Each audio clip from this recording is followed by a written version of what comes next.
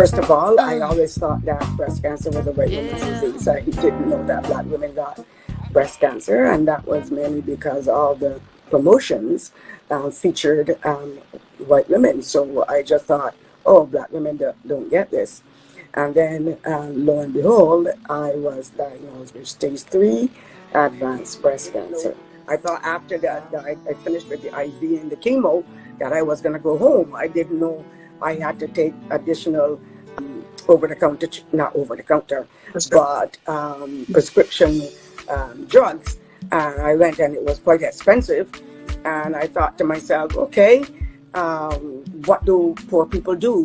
How do women that look like me, that is less fortunate than I am, how do they make it? How do they find the money to pay for this prescription, take care of their families, cover all their finances? That must be so difficult for them. And then I was at home one morning feeling, terrible after chemotherapy treatment. Couldn't get off the bed. It was terrible. And I thought to myself, okay, I don't want any other woman that looks like me to have to go through this alone. So when I get better, I'm going to do something about this. That started the journey of me and the Olive Branch of Hope.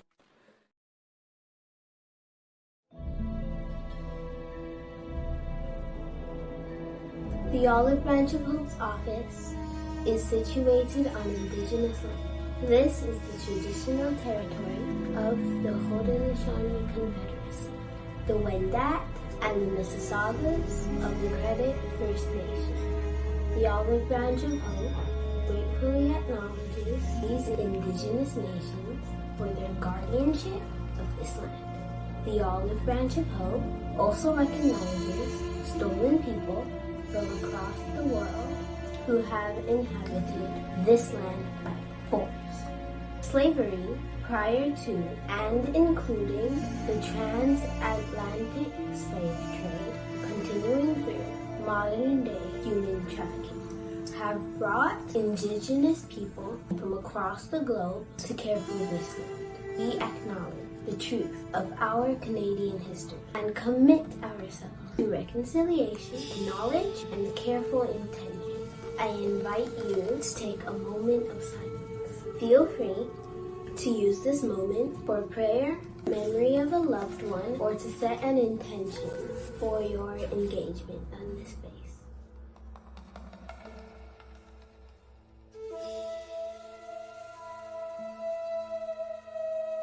Thank you for holding this moment of silence with me.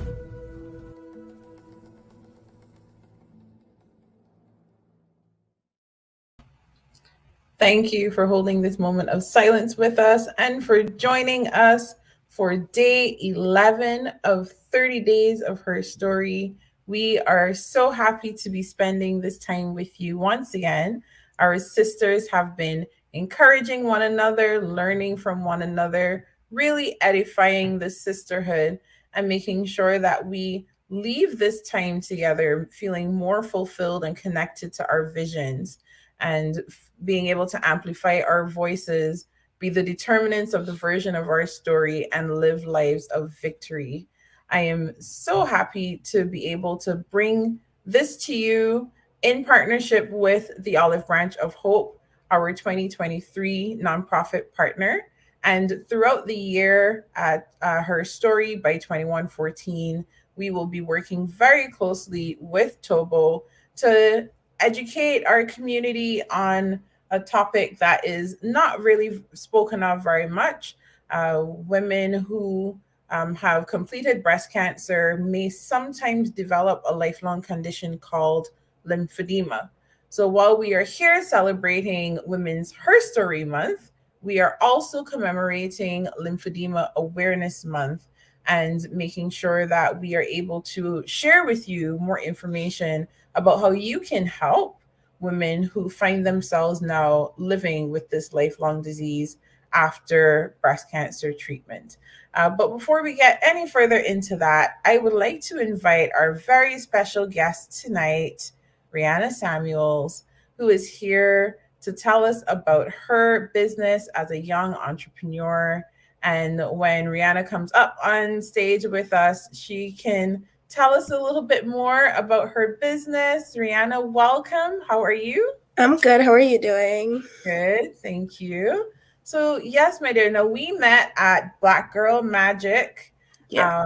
Yes, and it was really great to see you standing at the table with mom and introducing your products. But I want to give you a chance to show off a little bit and tell us about yourself. Tell us about your business. How did you come to the idea of this business? And yeah, tell us all about it. Okay, so when I was younger, I want to say that like I grew up as a like a really creative kid because I had issues talking to other people. Um I'm still an introvert, but like now since I've been doing events, I've definitely gotten better. But back then, I was very just like confined in my own space, but I didn't want to be bored. And so I'm just like, okay, let me start creating stuff, you know? So I did stuff from sewing to painting to drawing to jewelry. And I guess what really stuck with me that like really I found a lot of peace in was jewelry making and sewing.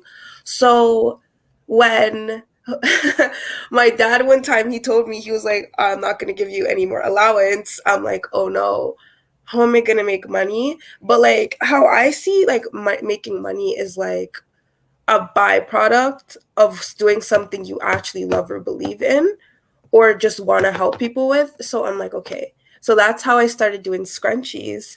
And then I brought my prior knowledge from just being able to like bead stuff together and my love for that. That I put that together and then I slowly started my Pro Se accessories brand. And, you know, I've just been that was just like the slow process creation story on how that happened. I wouldn't say it wasn't overnight. It wasn't anything really quick. Like it took me a very long time to get to where I am now. And I know I have so much more to grow in the future, but that's just how I got here. That's just my personal story. Thank you for sharing that. Now, how did you come to the name Pro Se? I actually took it from my middle name. So my middle name is Pearl. And back when I had thought about my name, I was like learning French. And then the say part sounded real French to me. So I'm like, let me just add it on there for some extra sauce. And then that's how I came up with Pearl Say. And I really like the name. Yes, yes. Well, saucy, dripping sauce, all of that.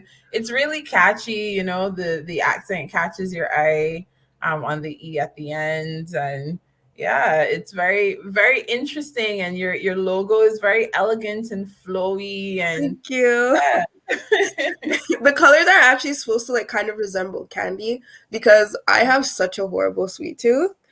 So, and I love pink too. So when I was putting the logo together, I thought about how like those two things came together, but also the like fun energy I wanted to represent through my brand. And then that's how the logo came together. But this is like maybe my third logo. And I think this is the one I'm going to stick with for a very long time. Well, I love hearing you talk about the progression and the evolution of the idea of yourself, of how you go about implementing the business, watching yourself grow, enjoying the process, Yes. having fun with it. You talked about the kind of energy that you want it to represent and what it is that you are putting out there, what it is that you're bringing to the table. And these are all really key points that a lot of entrepreneurs sometimes don't think about, right? Don't take the time to actually enjoy the process, to recognize the connection pieces, between the dots. And sometimes how maybe things in our past have led us to where we are. Sometimes we don't always see those connections. So thank you for drawing that out for us. No now, problem. you're here, right? And you talk about all of this evolution. You talk about the changes. You talk about being present throughout those changes. And you talk about it not being an overnight thing, right? It wasn't just suddenly you woke up and you're like, I'll do this and I'll start today. Yeah, no, that's not my personality. And there are a lot of people out there who have an idea. And sometimes it might feel intimidating. This idea might feel kind of big. It might feel like, where am I going to do that? How am I going to do that? Right. But you had this idea and you decided to work towards it, to get started and to move towards it. Yes.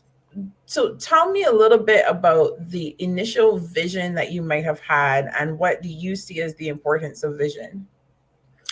When you say vision, are you talking about like a dreams kind of aspect? Yeah. Yeah. Okay. So I not to say that I don't like anything like mature per se, but like I am very interested in true crime. And because of that, like I spend a lot of my time listening to like pretty dark stuff.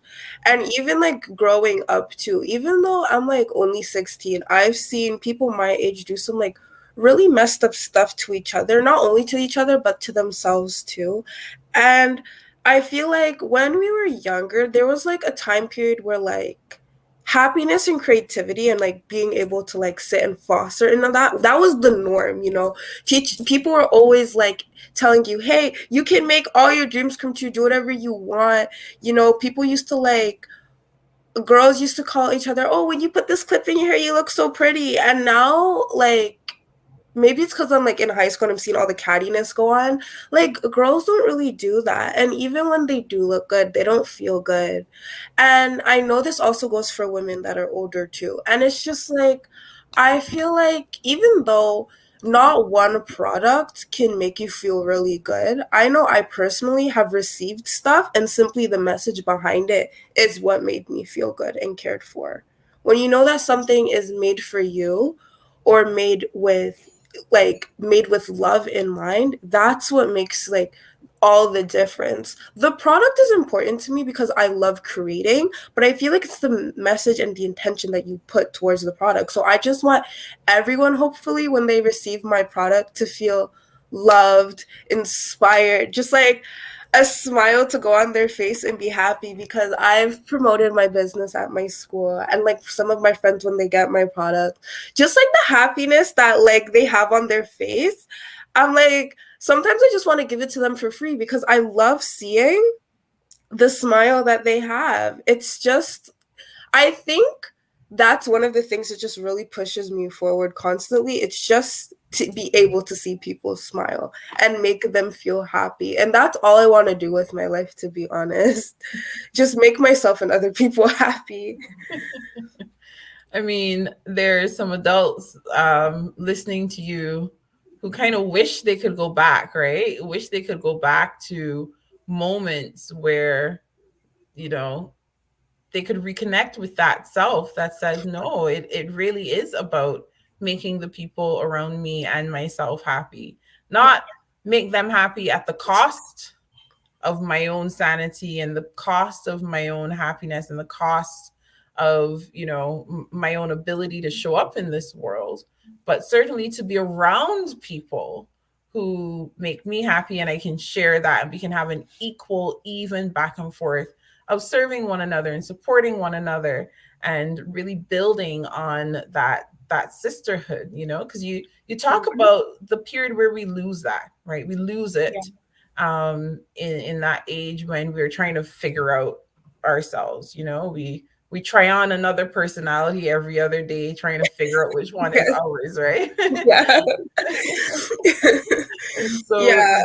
it's in that time period that we forget that when we were little, we would just remind our friends how pretty they are, and how lovely they are, and how much we appreciate having them around. We forget that there was a time, that was easy to do. So thank you for bringing that reminder, first of all, that it's not new and it's not unique for us to grow and be able to connect with one another in that way. Yeah.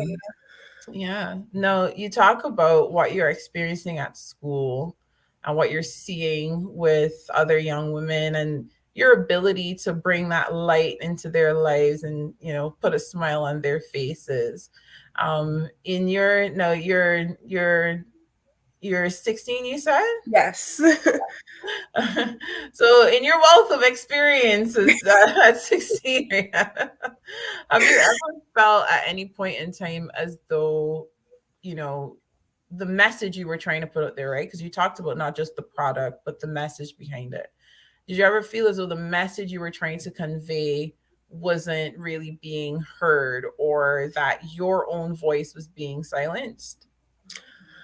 um yes, I have, in the sense where like what people like when they were like when I was like pitching my products to them at first, like I'm trying to explain things and they'll like cut me off, or they'll just like be like, it doesn't matter, or like just say, oh, XYZ is ugly, or XYZ I don't agree with.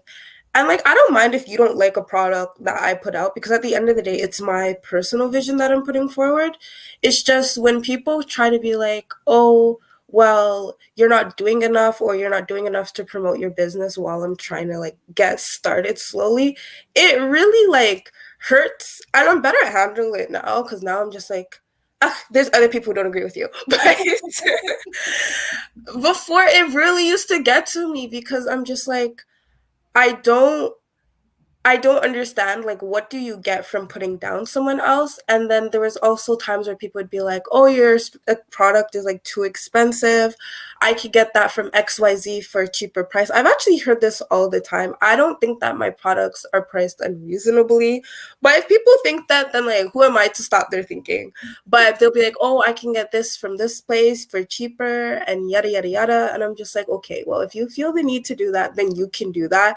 And that was a very well developed response, because I used to be like, put down the value of myself and my product to be like, oh, well, if you think $2 is too $10 is too expensive, I can lower it to stuff, but like XYZ. And then after that, I just realized I'd feel like absolute garbage after, because I priced out my stuff, I know what I'm worth, and I let somebody like talk me out of that.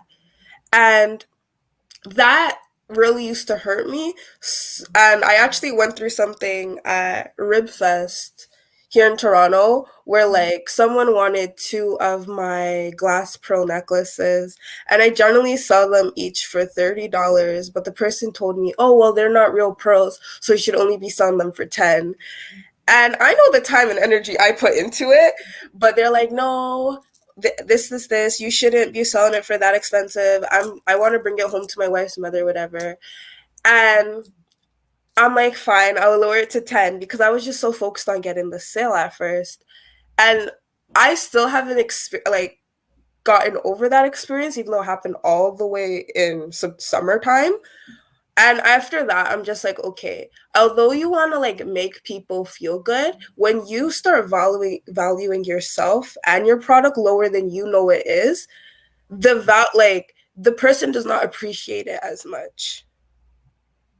And that's when I would say, like, definitely, like, I felt like I wasn't being heard or diminished. And especially because I'm young too, some people are like, oh, well, what you're doing right now, it doesn't matter. You should be focused on other things. And, you know, I guess that's when I'd say, like, yeah, that really hurt. But now I'm much better at handling it. Now I'm just like, it is what it is. It's just one person out of a sea of fish. So I get over it, move on, next caller. I feel like, not to say when people like say that to me, it still doesn't kind of irk me a bit. It does, but it's not the end of the world. And I'm going to be thinking about it for centuries after today. Yes. Yes. But I really appreciate you sharing that, because at different points in entrepreneurship we deal with that, right? And you're right. There are people who will see something and look to take advantage of it because they see it as a weakness, or but for you to be able to say, well, I learned a valuable lesson, and yes, I want to make other people happy, but to your point, not at the cost of the value that I place on my work and on my contribution and what I'm pouring into making this something that will be a great gift, right? For whomever this person was buying it for.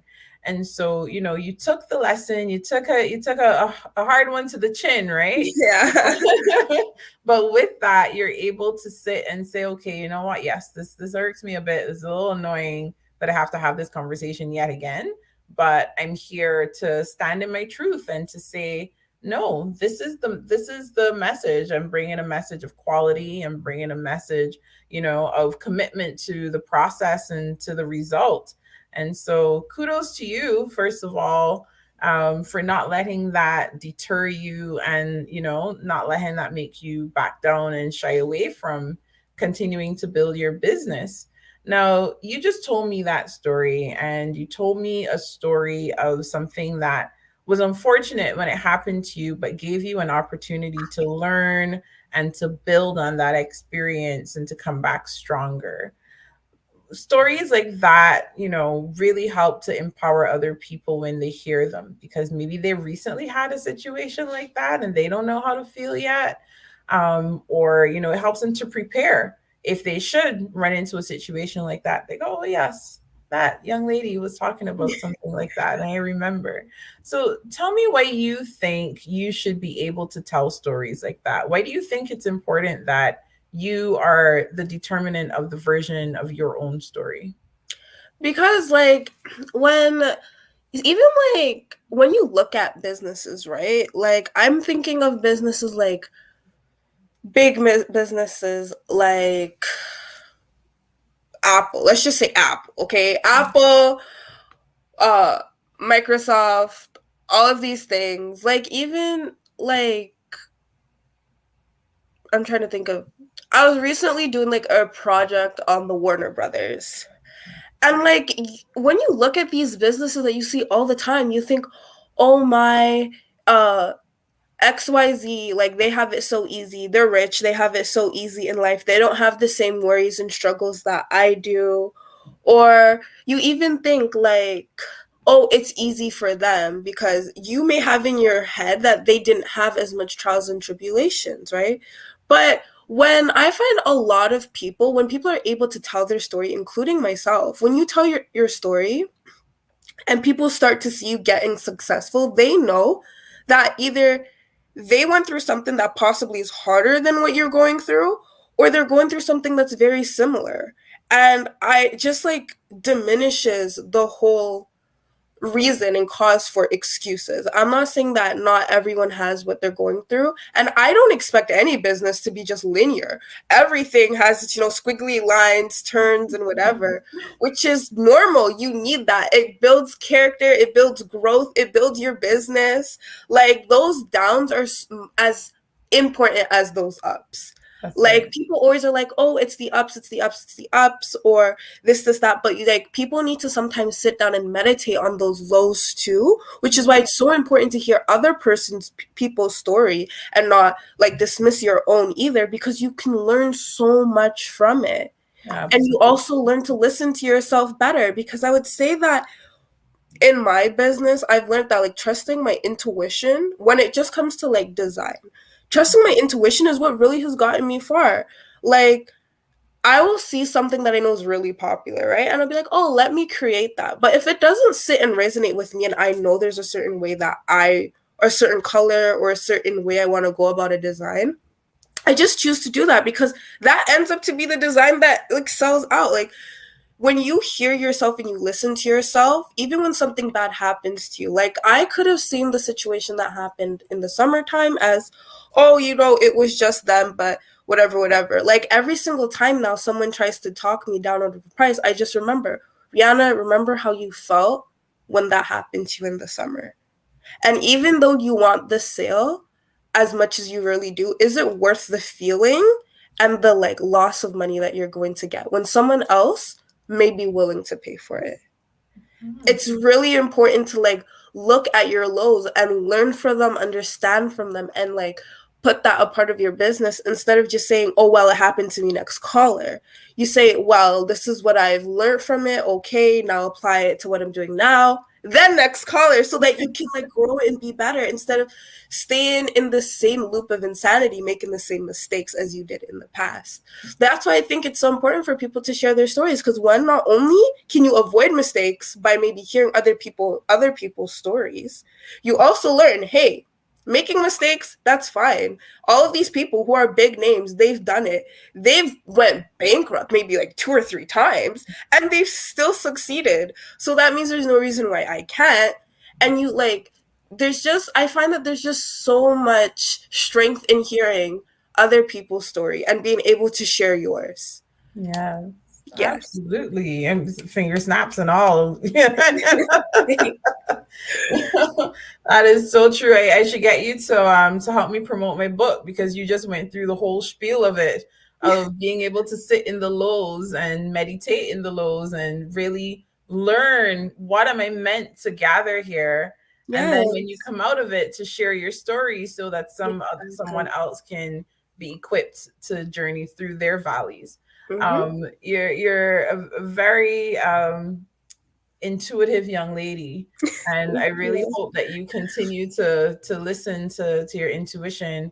I'll tell you that for many of us, we spend most of our lives not knowing about our intuition, not listening to it, not understanding it, fearing it, even, rejecting its whispers, and then having to learn ourselves, like who we are and why we're here and all of these things much later in life.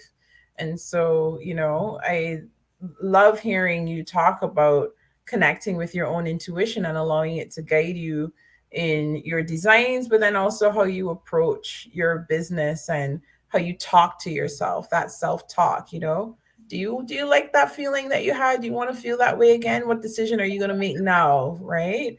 Based on the information that you've had. I mean, that sounds like a winner to me, right? That sounds like somebody who's winning at life. But It's more about the feeling. yes, yes. But I'll ask you this. Talking about winning, talking about overcoming, talking about getting through the valley and using that lesson, talking about, taking everything that has happened, the good, the bad, the ugly, and recognizing that it all has purpose for your life. Tell me, when you think about all of these things and you think about winning and, this life of victory, what comes to your mind? Paint me the picture of the image that comes to your mind when you hear a word like victory. Victory, I would say it's extremely individually like specific. I remember when I was younger and I wanted to live a very, fanciful life. I still do. It just looks a bit different now. I wanted to live a little like a fanciful life. I thought, oh, it's the cars, it's the penthouse condo, it's this. This is how you're characterized as winning in life. But the thing about it is, I feel like victory is the small little wins you make in life. And it's your like what you really feel that you need in order to feel like you have a victory. It's not what other people have, it's not what other people feel like it's what you personally need to feel that like fulfillment. Like for instance, some people, they feel like they're winning at life simply because they wake up every morning and they meditate, they read their Bible or journal, or they work out. They can feel like they're winning at life. People who just get good grades feel like they could possibly feel like they're winning at life. And there's people who have gone through some really heavy stuff and have like used to have horrible like negative ways of thinking, simply that they didn't wake up one like this morning and say, hey, I kind of want to like end it today. That is also a victory. And in my head, I just see that like victory, the term victory, to be like whatever gives me not just satisfaction, but like personal fulfillment. So every single time, without fail, every single time I make a bracelet, I feel like I am winning. Even if it has not sold, I feel like I am winning. Simply because I know that it looks really, really, really, really good. Whenever I put a smile on someone's face, I feel like I'm winning. Even when it comes to schoolwork, I wouldn't say I get the highest grades in my class, right? there's people out there who get better grades, and there's also people I get better grades at then. But if I know that I was struggling with something before and now I understand it and I got that question right on a test, that is a win for me, and I'll be on that high for a week. And that to me is victory. It's nothing, it's not fighting with someone and winning a battle. It's not having your life look a very specific way. It's simply feeling that inner sense of like self-fulfillment, which is why I love when I see people like expressing their style and live in the way that they want to live, as long as it's not hurting themselves or others. I think they're personally winning. Like, some people just want to live in a cottage and maybe like bake and stuff all day and not have to worry about stresses. Like, in my head, you're winning because you're happy. If you want to live that like fast city life and you're happy with that, and that's where you get your drive and your high from, then you're winning. Like, I just see it as like small little like wins in your daily life or even in your weekly life to like, you know, give you that inner sense of I did something. It's simply that I did something feeling. Yes, yes. The small wins, it's the small victories, right? They Yes. build up. Yes. Yes, yes. But when we Absolutely. take the encouragement from the small ones, that's what helps us to keep going. And sometimes life is just all about the small ones, you know? Exactly. And so while we, as visionary women, we have big dreams and big ideas and big goals, and we're pushing and we're working so hard and we're, committing to the action and we're doing the things that need to be done. And yet we need to relish in those moments, those little moments of victory, those moments that remind us that we are walking in a life of victory and not just experiencing victory. Every Um, once in a while. exactly, right? Really just allowing ourselves to embody it because we're connecting with the small wins that we experience consistently. Thank you for sharing that. No My problem. goodness. Uh, well, I want to take this time to, talk about women who have experienced victory over physical illness, overcoming breast cancer, and enduring treatment, chemotherapy, radiation, surgery, hormonal treatment, long term treatment, and after experiencing that victory, then having another low of finding out that they have developed lymphedema, which happens when the lymph nodes are removed because cancerous cells have been found in the lymph nodes. And because of that, the fluid in our bodies that would naturally be cleaned and processed through the lymph nodes, that fluid doesn't know where to go anymore, and it gets trapped in places where it doesn't belong, causing a lot of swelling, a lot of pain, making some of the simple tasks in daily life very, very challenging. And so, with the Olive Branch of Hope this year, we are focusing on letting people know more and more about this lifelong condition called lymphedema and supporting them in raising not just awareness, but also funds to provide specialized medical devices for women who have lymphedema now after completing their breast cancer treatments or who are still in treatment. And we know that there are lots of resources to support women who are in the system, women who have access to healthcare here in Canada. But there are so many more women who may live in Canada who don't have access. And the Olive Branch of Hope has been supporting women in the Caribbean as well. And so we're looking to see all the different ways that we can work closely together to use our platform to share their message, amplify their voice, as an organization that's been serving within the Greater Toronto area and across Canada, and like I mentioned, throughout the Caribbean for more than 20 years. And so, Ryhanna, I want to thank you so very much for jumping on with us. Is there just one word of encouragement that you'd like to leave with our visionary women before we close? Yes, actually, I do. I would say it's one, never too late to start. I would say it's also never too early to start, and don't lose yourself in the like the journey. Yeah. And don't stop till it's done, you know? Like, until, you know, you take your last breath, if you have something you want to do, definitely like keep trying and going at it, because you don't want to regret. Regret is one of the most like soul eating things that could happen. Just go for it and do it. Absolutely. It's never too late to start, my sisters. It is never too early to start, my sisters. And don't lose yourself in the process. Very wise words from a very wise young lady indeed. And so tonight we leave you with that word of encouragement. We leave you with this sense of connection with yourself and with your dreams, with this big vision that you know you must deliver to the world. Please go to www.heysisterherstory.ca to learn more about this community of women who are just like you, who are building and forging forward and needing to take that moment for self and for depth of understanding and for reconnection with ourselves and within our sisterhood. And while you're there, you'll learn more about the Olive Branch of Hope that I mentioned before, and all the ways that you can support, including donating right there on our website, www.heysisterherstory.ca, or purchasing any of the merchandise that you find there. When you see the merch at the top of the screen that has the branding for the Olive Branch of Hope, know that we're giving a little bit extra from those purchases. So feel free to buy for yourself, to buy for a loved one, and to share this sense of hope and commitment to the community that we experience here at Her Story every single day. And with that, my sisters, Ryhanna and I thank you so very much for being with us here. Please help us by spreading the word and share the link, and we will connect with you over at our website.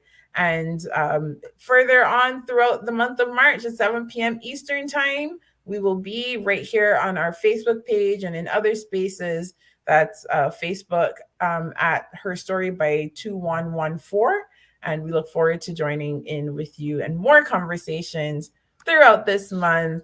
My sisters, go slay your day.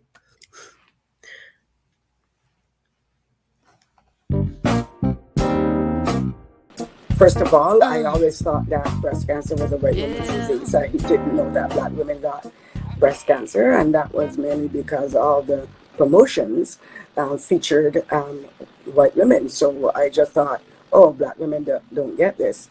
And then lo and behold, I was diagnosed with stage 3 advanced breast cancer. I thought after that I finished with the IV and the chemo that I was going to go home. I didn't know I had to take additional not over-the-counter, but prescription drugs. And I went, and it was quite expensive. And I thought to myself, okay, what do poor people do? How do women that look like me, that is less fortunate than I am, how do they make it? How do they find the money to pay for this prescription, take care of their families, cover all their finances? That must be so difficult for them. And then I was at home one morning feeling, terrible after chemotherapy treatment. Couldn't get off the bed. It was terrible. And I thought to myself, okay, I don't want any other woman that looks like me to have to go through this alone. So when I get better, I'm going to do something about this. That started the journey of me and the Olive Branch of Hope.